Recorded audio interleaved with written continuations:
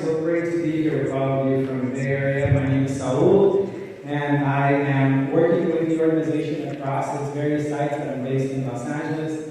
We've heard of the community of folks here that are supporting the interfaith movement for humanitarian and your beautiful work here, so it's a privilege to be in your company over the next couple of days.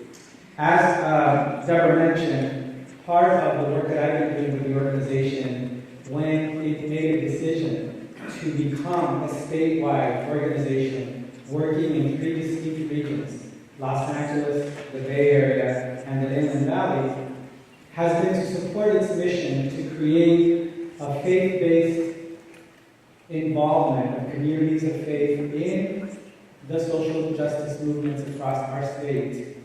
And this happened in 2015, just before as our country was moving into a particularly dark moment in our history that we all recognize today as a period of deep retrenchment against the values that underlie sanctuary and the teachings of most faith traditions. I've been asked to shorten my presentation to 5 minutes instead of 10, so in the spirit of time, I just want to start by asking all of you to join me in acknowledging the vision and the labor of Reverend Deborah Lee and the Interfaith Movement for bringing us all together.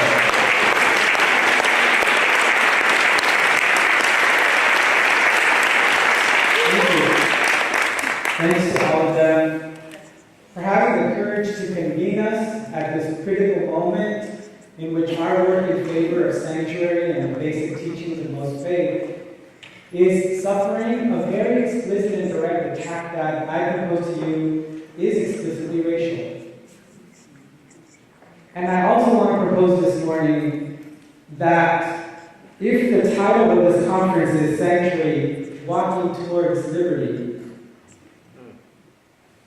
can we honestly say that we are charting an effective path for liberty if we are not in a conversation about how we respond to this racial moment as a racial moment? And I want to acknowledge the organization for taking on this difficult question because, as many of you know, this is not a conversation that comes easy, and certainly solutions that have to confront an enemy in the ideology of white supremacy that has learned to reconstitute itself in different domains and at different moments and in different contexts. So I want to invite all of the intergenerational wisdom here, all of you who have participated in other racial moments with courage and inspired by your faith to teach each other about what worked and what made that work difficult at that time.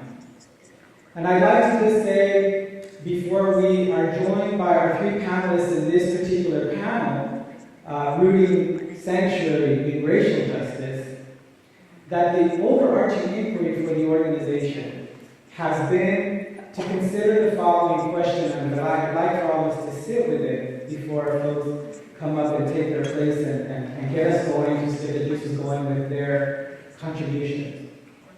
And that question is, how has faith been used to erect, reproduce, and challenge white supremacy? And that we believe that an important part of gathering our forces here today, of giving each other our spiritual strength to move forward, is reflection of having the luxury to reflect together, calls us to engage the race question over the next 2 days.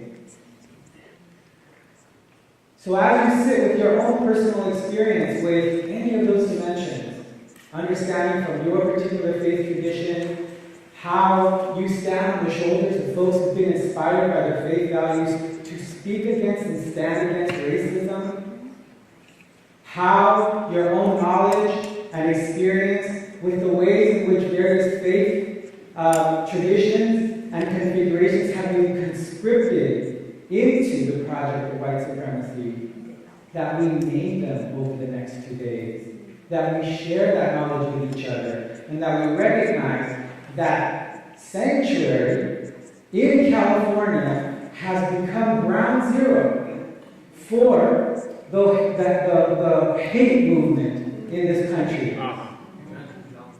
And that we recognize that when the president of this country called immigrants animals, it was in the context of a gathering convened against a law that the interfaith movement helped to bring communities of faith to pass, which is our sanctuary law.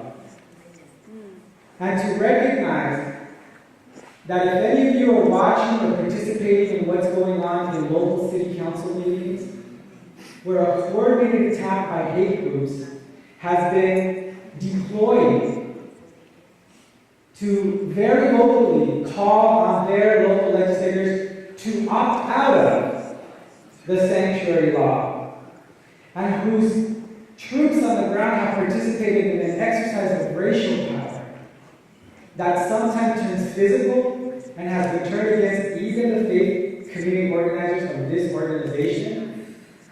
I was intending to cede some of my time so that you could hear some of those stories as part of the opening plenary, but I'm going to ask our organizers from the Inland Valleys, who have been in the front lines facing these racial attacks, to share that in the small groups that are going to follow our discussion here today. I speak with that sense of urgency, not as a way to alarm everyone, maybe that's why the alarm came on, but because as somebody who's been doing racial justice work for a long time, one of the things that I've recognized is the power of faith communities to speak into and to have the courage to expand the frameworks that we use to confront this evil of white supremacist racial ideology. That faith communities have something very unique in their traditions and in our traditions to be able to creatively confront this evil, and that it has happened in our history before, and that we ought not operate from fear, but rather from faith. And so in that spirit, I want to thank our three panelists who are going to kick off the conversation from that perspective, which is to really think about how their spiritual tools are embedded in their work for racial justice, and how we can be inspired today to explicitly embrace that challenge in a moment where the other side, if we can call it that, is making no secret about why it is moving into the terrain of sanctuary as a racial project in such an explicit and often violent way. So I'm going to ask the three panelists to come up now, and as they're doing that, if we can give them a round of applause. The first speaker is Karina Gould, who you've heard from this morning. She's the co-founder and lead organizer for Indian People Organizing for Change, a small Native-run group that works on Indigenous peoples' issues. Our second speaker is Devante Jackson, who is the Bay Area organizer for the Black Alliance for Just Immigration. And our third speaker is Harrison Suega, a core member of the Asian Prisoner Support Committee. We asked them to reflect on two key questions. How are you and your organization addressing racial oppression that affects your community? And also, what faith tools give you the courage to stand up to racism? So let's give them a hand of applause as they tell us about their work. Karina, do you mind going first? Thank you. Hello? Hello? We hear you. Yeah, you can hear Yes. me? Okay, that's great. Good morning. Thank you again for having me speak here today. And someone please tell me when to stop talking. I'm going to give you, you're going to hear a bell ring at 2 minutes when you have 2 minutes left. I'm setting a timer. When you hear it ring, you have 2 more minutes. Okay, all right, here we go. So I think I'm going to start from the beginning. And the beginning for us wasn't that long ago. Couple of 100 years ago, California was invaded by Spanish and the missions. And sometimes when we go to school, who went to school here in California? Yep. All right, in 4th grade or You remember talking about the missions, and the missions were these great things, and sometimes you guys made sugar cube missions or whatever. My ancestors made these missions. The Spanish didn't actually make the missions. The Spanish didn't come with enough people to make the missions. So they actually enslaved my ancestors and people from the very bottom of California all the way up to Sonoma. And there were 21 missions that were created. And Junipero Serra was the guy that brought them. He was this guy that was really excited about bringing the mission to the heathens. And there's this crazy thing called the doctrine of discovery. And the doctrine of discovery is actually what created this entire ugly colonialism in the world. And people were told, that one better? Yeah. All right. People, oh yeah, I could hear myself, that's not good. People, European people were told by the Vatican that people of color were only half human, and that if they went to their lands, that they could actually take their lands because they had no idea what to do with those lands anyway, and they could bring them back for the church and the crown. And that if they could save them through religion, their religion, then that's good. But if they couldn't, it was okay to kill them because they were only half human. So people came to our lands with that idea that they weren't coming here to actually save us. They were actually coming for land. So the stories that we were told when we were little kids in 4th grade going to school in California was that these folks came to save us, that we were, sometimes in the historical books they talk about how we were wandering about. And I wonder what my ancestors looked like wandering about for thousands of years. Thousands of years of living in harmony with this land, thousands of years of nobody being homeless or hungry, thousands of years of this land taking care of everyone. So I often wonder, what did they mean by wandering about?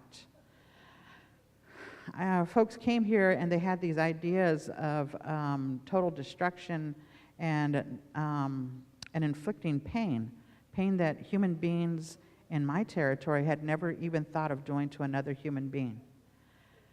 They brought in guns and swords and whips and ideas of changing people's lives. And in a very short amount of time, that happened. Those first 9 missions that Junipero Serra started was, two of them were where my ancestors were enslaved. Mission Dolores in San Francisco and Mission San Jose in Fremont. The Catholic Church did one good thing. They were able to keep track of who our people were, where they came from, the territories, and which villages they were stolen from or came from in order to be there. This man named Randall Milliken wrote a book called A Time of Little Choice.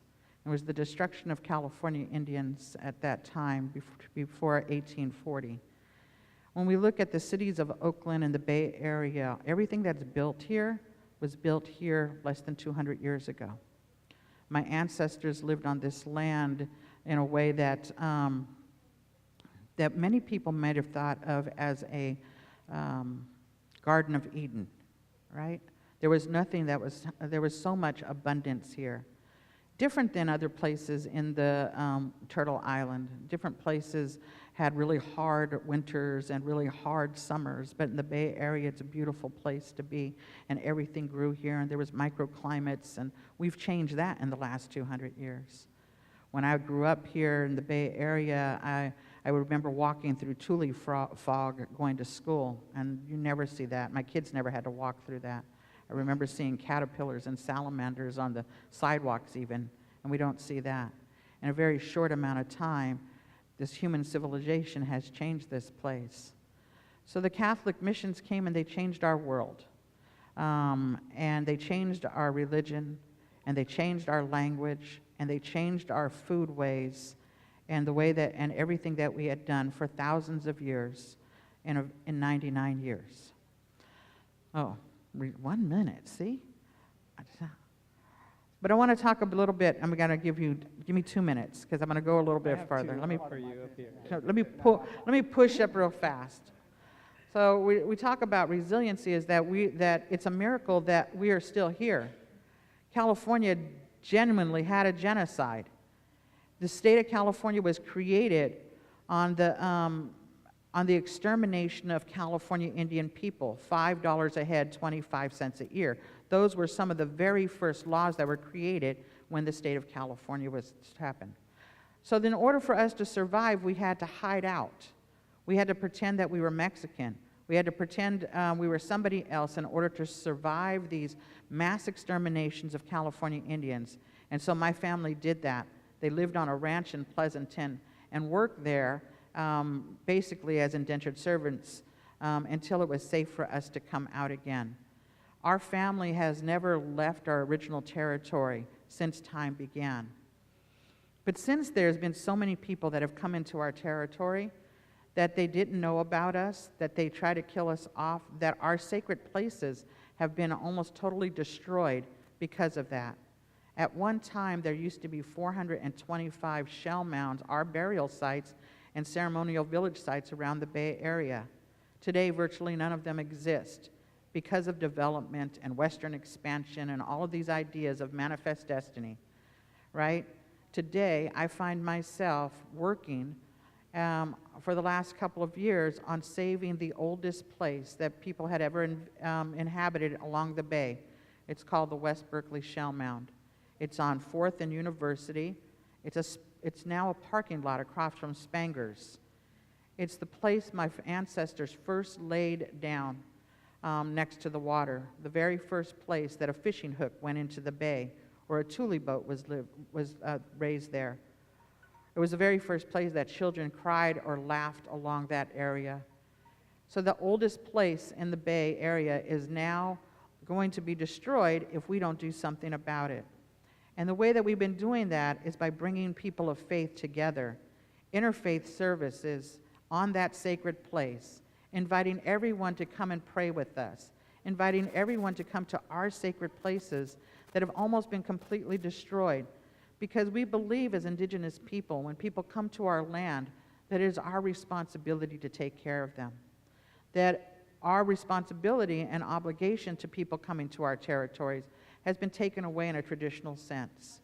But in a spiritual sense, we still have those obligations because we are tied to these sacred places. We have obligations to those places in order to say prayers. And so this has been a focal point of the organizing that we have done over the last 20 years in the Bay Area, is to bring around acknowledgement of these sacred places and to bring people of all faith and backgrounds to be a part of this work, to preserve and protect these sites, and to recognize the ancestors of this land. Thank you. Thank you for that, Karina.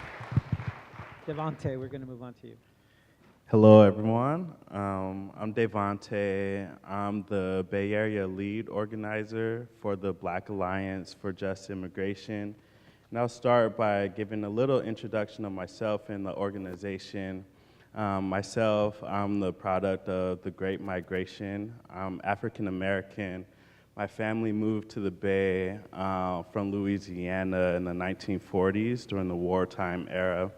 So I'm not an immigrant yet. I do immigrant work, immigrant rights work, particularly lifting up the experiences of Black immigrants who are targeted disproportionately, not only by this current administration in office, but previous administrations as well. And just a little bit about the Black Alliance for Just Immigration. We were founded in 2006, and we were founded by clergy, actually. We have a South African pastor in LA who had a predominantly African American congregation. And folks may not know, but there is real tension between the African diaspora when it comes to you know, how Black people are socialized or represented globally. So there's anti-Blackness within Black communities that is internalized that we deal with.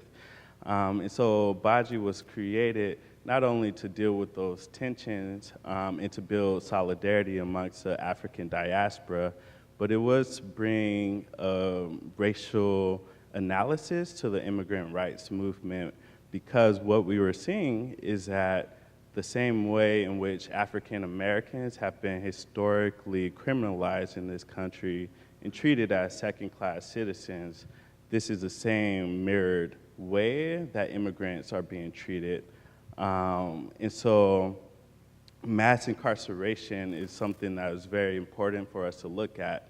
And so I don't know if folks have read The New Jim Crow by Michelle Alexander. So some folks have. But she really, her argument is that Jim Crow never was dismantled in this country, yet it was transformed in the current system of mass incarceration. Is structural, legal, systematic segregation, which exists today. And so that was a very important moment for our organization, because that was a stepping point for the immigrant rights conversation, because what we were seeing is that Black immigrants were more likely to be deported based on a criminal offense. And so they were using criminal records to expand the deportation system and target Black people. And so it's important for us to really lift up the racial component of immigrant rights. White immigrants weren't being treated the same way as Black immigrants were, as Latino immigrants, as Southeast Asian immigrants. So this was very important for us to bring to the larger immigrant rights movement. And so that's a lot about the enforcement apparatus, ICE, the Department of Homeland Security, in the ways that they target our communities, but there is also policy that has impacted Black immigrants disproportionately. Many people probably have heard about temporary protected status, which have been terminated for Honduras, Nepal, Nicaragua, as well as Haiti. And we do a lot of work around Haiti, so I'm going to talk a little bit about that in a bit. But also deferred enforced departure date for Liberians were also eliminated under the Trump administration. So what we see is an onslaught of dismantling of policies that benefit Black immigrants, and really immigrants from war-torn, environmental disaster kind of countries. And yeah, so I really want to talk about Haiti, because we recently went on the delegation to Haiti in March. And what we were trying to do is really uncover the root causes to migration, to figure out why are Haitians migrating en masse to the US. And what we are noticing is that US policy and also neocolonialism. So I really wanted to connect with what the indigenous movement is doing, because I really see our liberation as tied to each other. So what we see in Haiti is somewhat of a colonial configuration. There's a lot of non-governmental organizations who essentially run the country from the outside. So the government and the people are consistently undermined. Also, we see that the US has backed repressive regimes like the Duvaliers, which was a dictatorship that lasted until the late 1980s. And also we see that the US had undermined the first democratically elected government in Haiti. The Lavalas government, and Aristide, who was actually a Catholic priest, a liberation theologist. There's 2 coups that took him out of power. So in 2004 was the most recent coup. And so when we went there, we really wanted to talk about like these core issues of US government interference and really a colonial impact of where self-determination is not actualized. It's international actors who are running the country, and we believe that self-determination is actually what is required. And so what I'm trying to do is help build an international solidarity movement to support Haitians. And so actually I wanted to just put a plug. We have flyers for a Haiti report back that's happening this Sunday, 4 to 6 p.m. at La Peña Cultural Center. And yeah, I just wanted to put that on your radar where we'll talk much more about what's happening in Haiti. Thank you so much.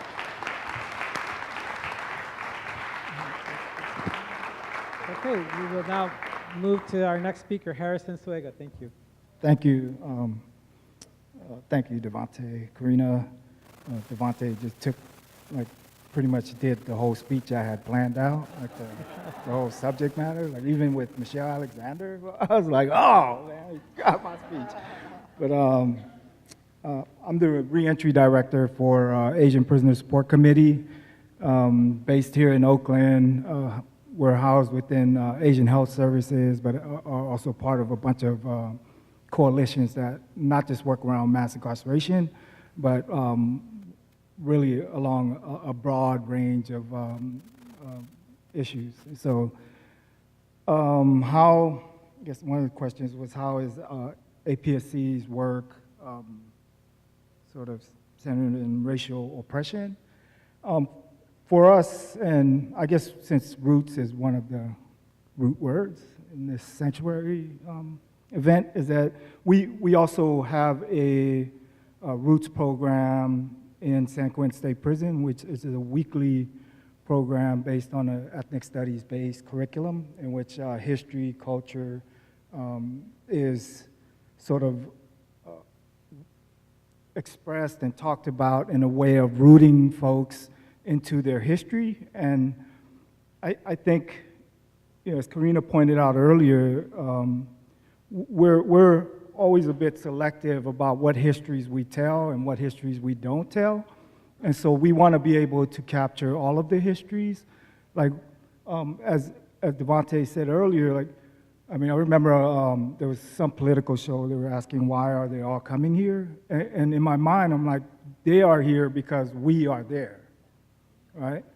We wage war there, we create refugees, movement of people, we create this sort of economic downfalls within regions and countries in which then people move. People begin to move to places where their families can be safe, where their families can have a living and be stable enough in some ways. And in a lot of ways, because it helps the agenda a bit to sort of be able to function in those countries, we ask them to join our cause, right? And they fight along us. And at some point, their children and their grandchildren are deported back to these countries which they've never been to, as in PJ's case, who was born in a refugee camp instead of Cambodia itself, but he's being sent back to Cambodia.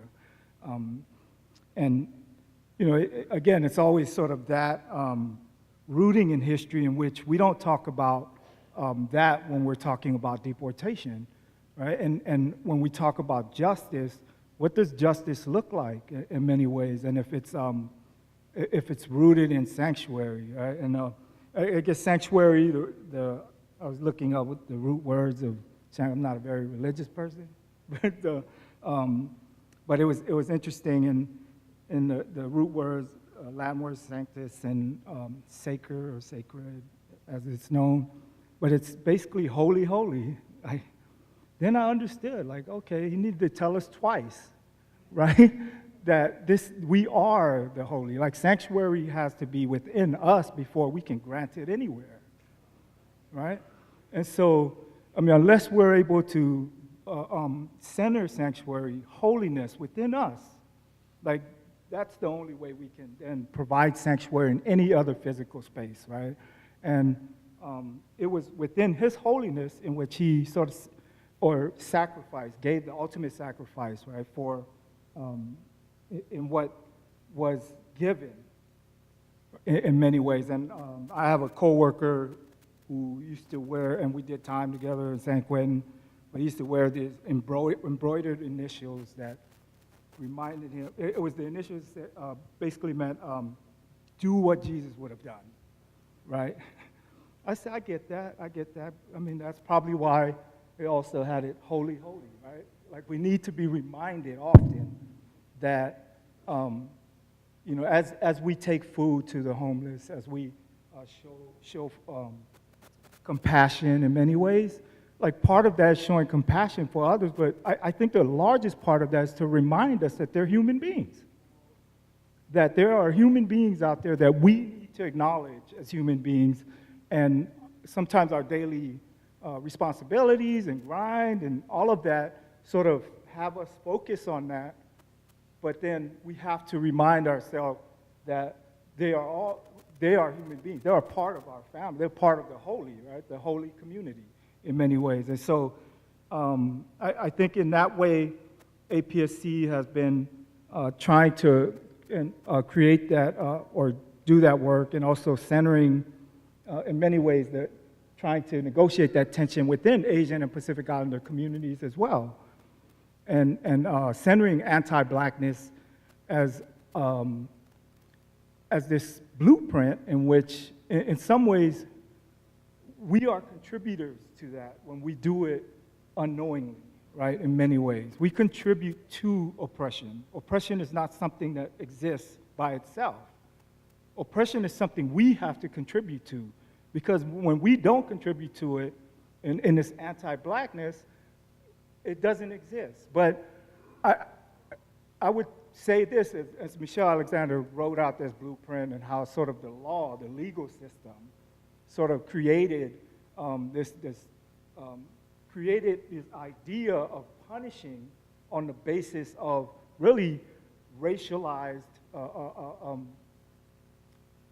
stereotypes in many ways. And discretion is what she used, in which discretion is what gave people, individual people, the power to punish. And those people are not sort of coming into that without those stereotypes. They are coming in with all of themselves. And so it's within that way where I thought her book was really clear, from the teacher to the officer that stops someone, to the judge that decides what the punishment is, to that individual who decides to call the police or not, right? Because someone in their neighborhood don't look like they're supposed to be in their neighborhood or something, and they're there visiting someone. And so that's our personal discretion. We make those decisions, right? And what are those decisions based on, right? Is it because we have biases, internalized biases, or anti-Blackness within myself, and I'll use I statements, that I make these decisions? And I'm a product of this country. Right? I'm a product of this society in many ways. And so a lot of that has been built in me from school, as Karina said, from TV, from media, all of these things that contribute to ideas that I have that is not even experienced, but experienced through the media. And it's there. And I share one of the stories, one of my other coworkers before I go, but you know, he grew up, he was born in China, grew up in China, and never interacted with a person of color, and yet he had already these ideas of racialization, right, of racism, and expressed it in that way, and the stereotypes that he built up, not by personal experience, but things that he watched on TV and sort of contributed to his socialization. So thank you. Thank you.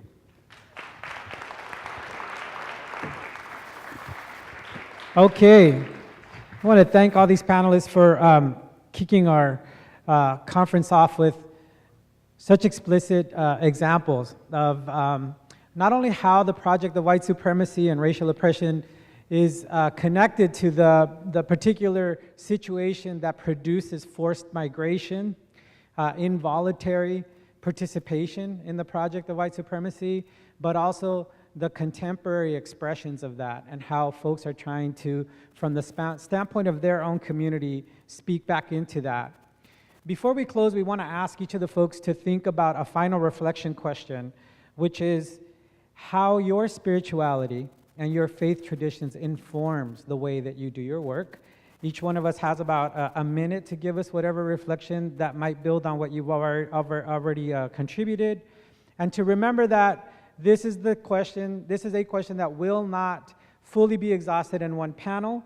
We invite everybody to continue this inquiry over the next 2 days, and it will not be exhausted in terms of our creativity to speak back into the current moment with just the head and the reflection, but also how we walk towards each other and think about our strategies. So I'm going to take moderator's privilege and answer that question as a Chicano, a gay man, who last Friday baptized my 1.5-year-old nephew, my cousin's son. And I was in the city of Upland, where some of these hate-based city council meetings have happened. And it turns out that the father, my cousin, who asked me to baptize this young boy, is somebody who I helped to raise when my uncle passed away and his mom turned to drugs and couldn't care for him. He went through this foster care system, and needless to say, is in a financially precarious situation given everything he's been through, and is somebody who is clearly moved and supports Trump's agenda. I love this young man. He is my blood. I helped to raise him. And the moment that he came to me with this request, I honestly had to pause and say, what does it mean for me to walk in contradiction given the role of Catholicism and all of the things that Karina was describing? And in this invitation, what am I being called to do and to be? And so all I did was, with a lot of love and gratitude, honor what it meant for him, knowing what he knows about me, to ask me to be that person in that child's life. And to say things like, he might be on my shoulders at a Black Lives Matter protest. I'm going to San Francisco to work with sanctuary activists and a trans organization the next day. And I see what you're inviting me to do, and I love you. Thank you.